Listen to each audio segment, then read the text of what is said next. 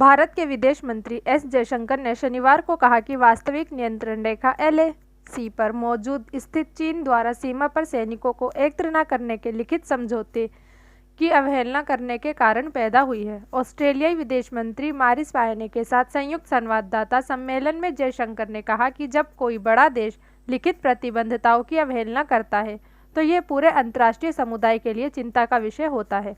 उन्होंने भारत और चीन की सेनाओं के बीच पूर्वी लद्दाख सीमा पर गतिरोध पर एक सवाल के जवाब में यह बयान दिया।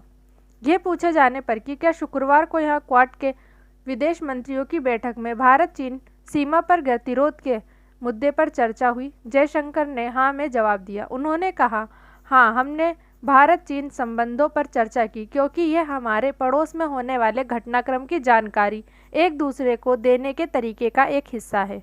यह एक ऐसा मसला है जिनमें कई देशों ने रुचि ली, खासतौर से हिंद प्रशांत क्षेत्र के देश। जयशंकर ने कहा कि सीमा पर सैनिकों का जमावड़ा न करने के भारत के साथ किए गए लिखित समझौतों की चीन द्वारा 2020 में अवहेलना करने के कारण LAC पर मौजूदा स्थिति पैदा हुई। उन्होंने कहा, जब कोई बड़ा देश लिखित समझौतों की अवहेलना करता है तो मुझे लगता है कि यह पूरे अंतर्राष्ट्रीय समुदाय के लिए वाजिब चिंता का विषय बन जाता है। गौरतलब है कि पैंगोंग झील में हिंसक झड़प के बाद भारत और चीन की सेनाओं के बीच पूर्वी लद्दाख सीमा पर गतिरोध पैदा हुआ तथा दोनों पक्षों ने हजारों सैनिकों को सीमा पर भेजकर अपनी तैनाती धीरे धीरे बढ़ा ली है।